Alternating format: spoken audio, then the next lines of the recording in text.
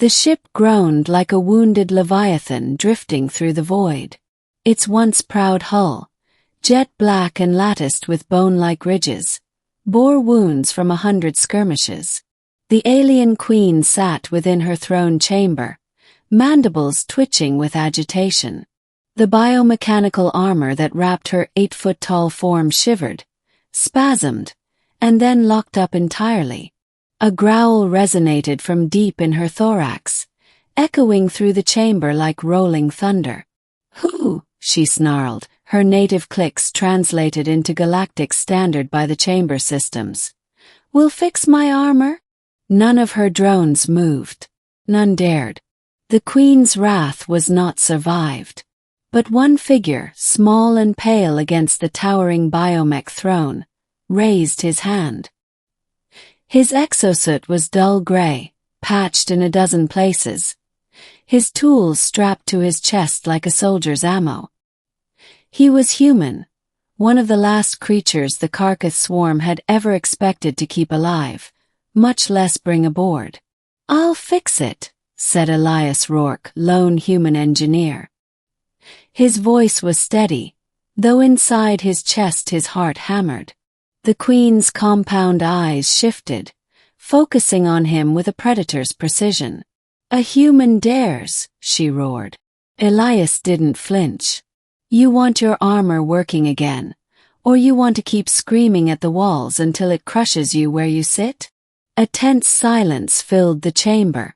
The drones hissed, claws flexing, ready to tear him limb from limb at the queen's slightest gesture. But instead she laughed, an eerie vibrating sound that rattled Elias's bones. "Approach, fragile one," she commanded. Beginning, the broken queen. Elias had not planned to end up here, deep inside the flagship of the very swarm that had burned through human colonies like dry kindling. But war had a way of scattering survivors like debris. His transport had been shot down, his units slaughtered. He had expected to die when the swarm dragged him aboard. But when the drones tore apart his ship's wreckage, his survival kit, his gear, they noticed something strange. The human never begged. Instead, he cursed the poor construction of his oxygen scrubbers, muttered angrily about overheating circuits, and then tore the panel off with bare hands to fix it before he suffocated. The swarm respected strength. The queen, curious, had spared him for a time. And now, months later, the biomechanical armor that gave her near invincibility on the battlefield had seized up, its neural links misfiring, its power conduit sparking. The drones couldn't repair it. The Hive's tech priests had failed. But Elias understood machines, even alien ones. He approached the throne, eyes scanning the armor. The queen leaned forward, towering above him, the chitinous plating shifting with creaks like rusted steel. The smell of scorched resin and overheated biopolymer filled the chamber. "Well," she demanded. Elias set down his toolkit. "You've been overclocking the neural interface. It's not built to handle your strain.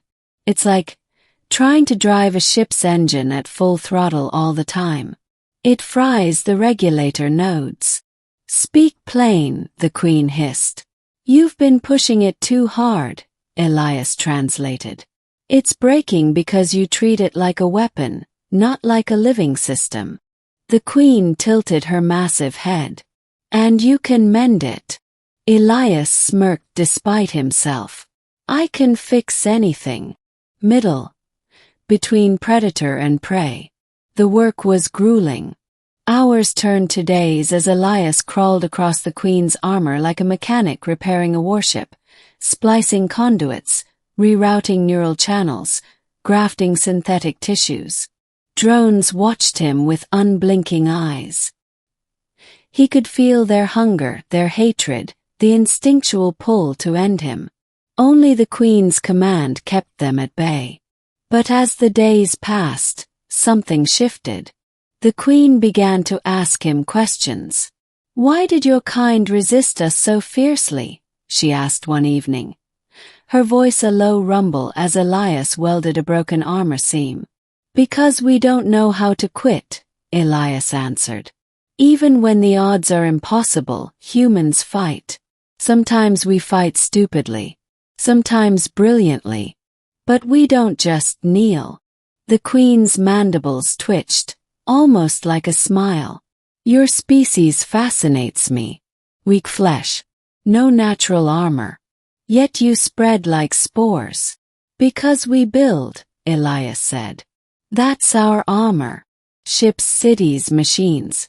We survive because we make things stronger than ourselves." She regarded him for a long moment. "And now, you build for me."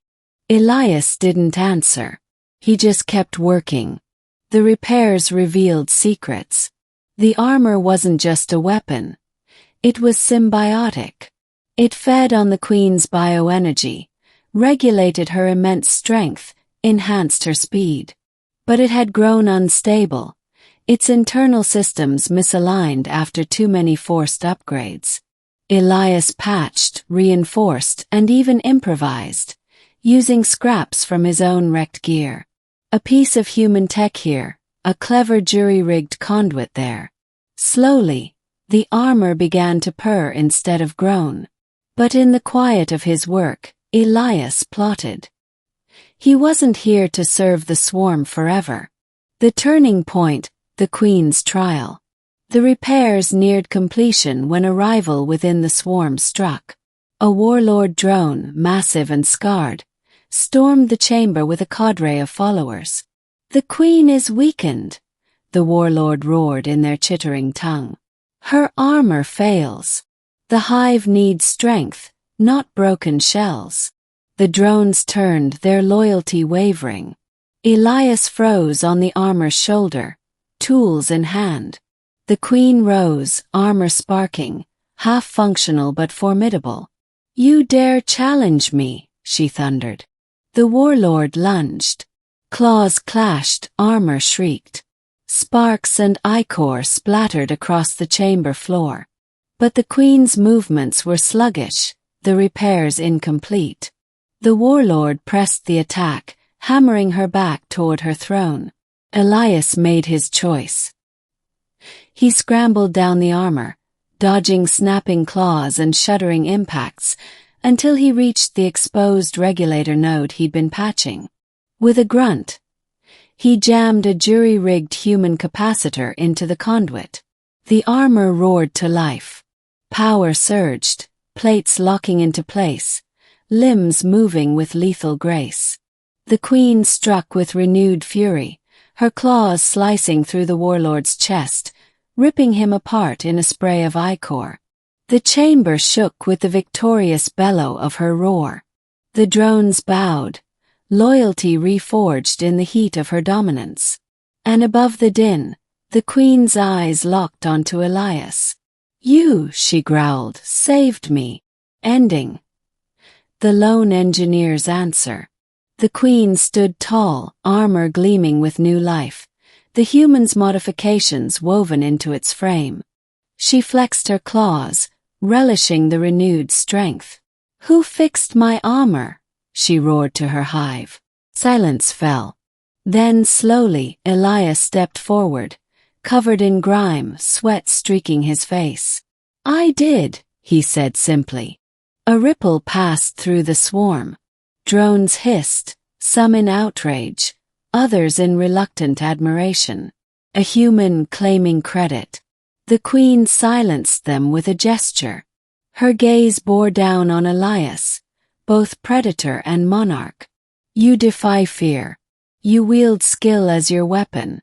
You are not prey." Elias swallowed hard but met her gaze. "I'm an engineer. Fix what's broken.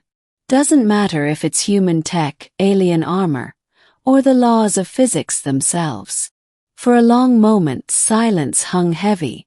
Then the Queen's mandibles spread in what might have been a smile. "Then hear this, human. You are mine. My hive shall not consume you. You will build for me. You will be my armor's heart."